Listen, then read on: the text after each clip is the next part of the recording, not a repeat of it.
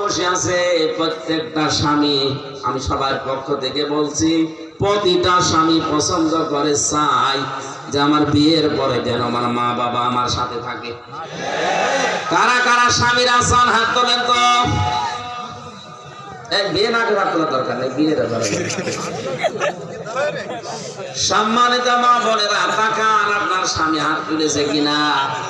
অথচ আপনার কারণে এই স্বামী কিছুদিন পরে তার মা বাবাকে আলাদা করে দিতে বাধ্য হয়।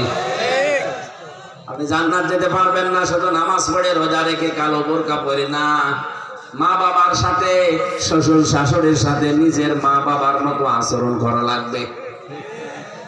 আমি জামাই একজন, আল্লাহর কসম কোরআনে কারীমকে সাক্ষী নিয়ে বলছি, আমি আমার শ্বশুর শাশুড়িকে যে নজরে দেখি, আমরা যারা জামাই আছি, শ্বশুর শাশুড়ি